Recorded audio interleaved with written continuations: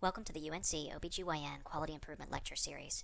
This series of short lectures will introduce you to 7 of the most commonly used QI tools. These tools will form a basic toolbox so that you can complete a quality improvement project of your own. Let's quickly review the schedule for this class as well as for the class QI projects each class will do again this year. By the end of September, you should view the first 2 videos in this series.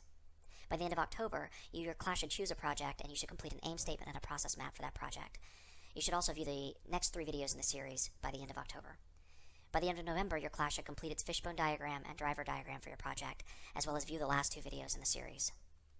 By the end of December, your class should plan its first PDSA cycle and design its check sheet for data collection.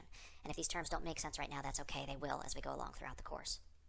By the end of March, your class should have completed data collection and analysis for your project, as well as any PDSA cycles past the first one that you want to complete. Then by mid-April, you will need to submit your poster, and at Resident Research Day 2016, you'll present that poster. Let's talk about our goals for this first lecture. By the end of this first lecture, I want you to start thinking about patient care as a process, and I'll explain what I mean by that momentarily. I also want you to be able to state the 3 questions which comprise the IHI model for improvement. And finally, I want you to be able to compose a good aim statement based on the 3 necessary components which we will discuss. Let's start with the idea of thinking about patient care as a process. What is a process? It's simply a series of actions or steps that are taken either in series or in parallel to achieve a particular end. The reason this can be really helpful when thinking about patient care is that often the different parts of a patient's care seem like these nebulous and sometimes unrelated pieces. But when you break things down into individual processes that have a beginning, a middle, and an end, and discrete steps, it makes it much easier to find concrete things that you can fix. A really good analogy to use in thinking about patient care is a conveyor. A conveyor moves objects from point A to point B. It consists of many individual sections that are joined together to form a cohesive unit, and together that cohesive unit moves the object from the beginning to the end of the conveyor. We can use that same analogy for a patient's hospital stay. Just like a conveyor should move something from point A to point B, a hospital stay should move a patient from admission when they're sick to discharge when they are well, at least well enough to go home. You can also use the same conveyor analogy for care in a continuity clinic. Long-term outpatient care should also, theoretically anyway, move a patient from initial evaluation when they present for a problem to resolution when that problem is resolved or controlled. You're probably thinking, and rightly so, that this is a dramatic oversimplification of patient care. What really happens during a hospital stay or during a series of outpatient visits is a complex web of many different processes that interact in many different ways. And that's true. But this analogy still holds. In a real warehouse, if a conveyor system breaks, you find the individual component that's not working and fix it. And that's what we're going to do in our quality improvement work, is find a particular process in patient care that's not working correctly and fix it. Let's think about a couple of real-world examples. Labor and delivery is a complex web of many different processes occurring all at once. We could look at one particular process in that web, the triage evaluation of pregnant patients, from presentation through the decision to admit or discharge. That's a very discrete individual process. Why would we want to look at that? Well, if that particular process fails, it can result in preventable maternal or fetal complications. There's a whole list of them that I'm sure you can think of. Unrecognized preeclampsia progressing to eclampsia, decreased fetal movement that precedes IUFD, labor that's unrecognized that results in a patient being discharged in delivery in the field. Many, many different things you can think of that would result from that process of triage evaluation breaking down and not occurring correctly. Another real-world example. This one takes place in the medical ICU or the MICU. It's the particular process of mechanical ventilation of patients in respiratory failure. In other words, the decision to intubate through the decision to extubate, that discrete process, which is one of thousands of different interconnected processes that happens in the MICU. You could focus on that because if that process breaks down, it can result in, among many things, ventilator-associated pneumonias, which everyone remembers lead to increased morbidity and mortality, increased length of stay, increased cost of care, lots of complications. We're going to keep coming back to this example during this course because I was tangentially involved with some quality improvement work in medical school that, 1, provided some really great examples of a lot of the tools that we're going to be learning in this class, and 2, is a real-world example of how a focused quality improvement project can have tangible and very beneficial results for patients by focusing on a discrete part of one process among many. These examples hint at why it's so important for everyone to get at least basic training in QI. So many of the complications we see in medicine are preventable and are due to faulty processes that have simply never been studied and never been fixed. You can think of quality improvement as just a set of tools to help you study a process, figure out what's broken, and fix it. I'm sure you probably know how to use a hammer and a screwdriver. So there are lots of things around the house that you don't need to call a handyman to fix. Think of this course as the hammer and the screwdriver, the basic tools to help you get started figuring out what's broken and fixing it. There may come a day when you don't have the right tool for the job, but at least if you have the basic tools, you can do most of the work yourself. So now with that background in mind, today we're going to talk about the Institute for Healthcare Improvement's model for improvement and our first tool, aim statements.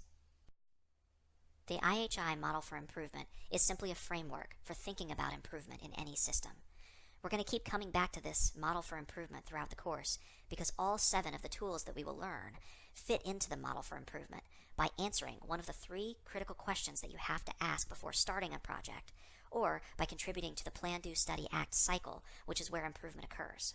So the 3 questions that you ask before beginning the first cycle improvement are: what are we trying to accomplish? How will we know that a change is an improvement? And what changes can we make that will result in an improvement? Once you've answered those questions, and particularly used some of the tools we're going to learn to answer those questions, then you plan and execute consecutive Plan, Do, Study, Act cycles to make the improvement you want to make. So now we can talk about the first tool in our course, the aim statement. An aim statement is simply a tool to help you answer the first question in the model for improvement. What are we trying to accomplish? It seems easy, right? So how about this? Let's take an example that's non-medical that I'm sure most people have experience with. What if our project is trying to lose weight? Let's come up with a sample aim statement for that project. How about this? I'm going to try to lose weight. Okay, so what's wrong with that aim statement?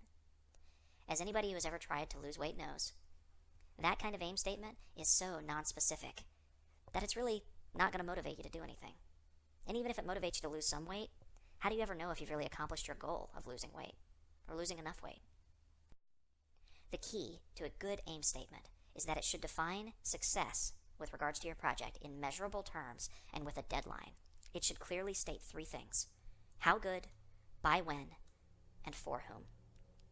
When you make an aim statement that specifies those things, you give yourself concrete goals that you can then set to accomplishing. So let's try that again for our project of losing weight. So how about this? I will lose 10 pounds by June 1st. If you look at those 3 elements we talked about, this aim statement contains all 3. How good, by when, and for whom. This is the kind of concrete aim statement that will allow you to measurably achieve your goals by the deadline you've set. Now you try it. Which one of these is the best aim statement for a project? I'll give you about 15 seconds. You can pause the video if you need longer.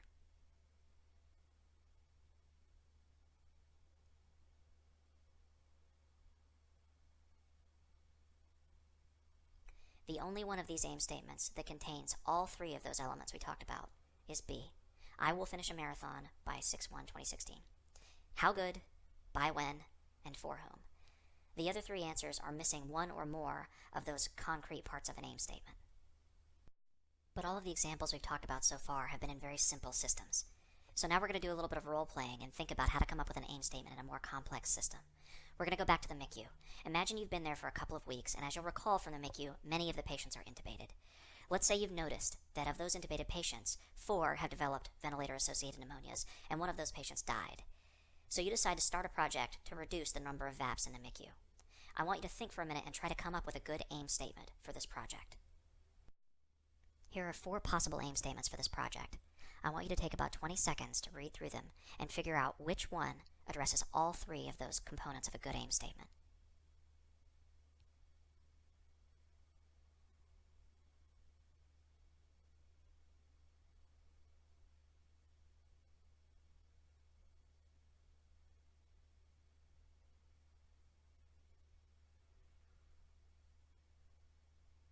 The best aim statement for this project is D, because it addresses how good, by when, and for whom.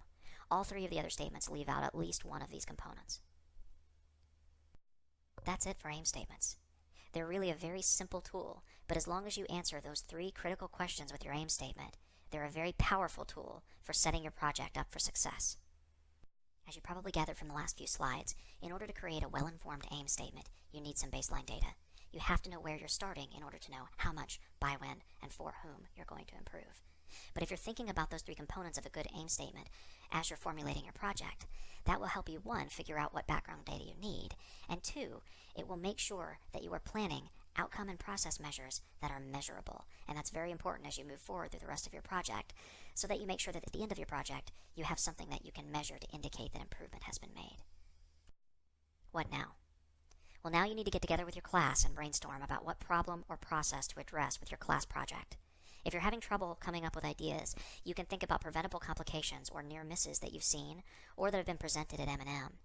You can also think about the Institute of Medicine's dimensions of healthcare. Well, what are those? The Institute of Medicine came up with 6 aspects of good patient care, with the acronym STEEP. They say that good patient care should be safe, timely, effective, efficient, equitable, and patient-centered.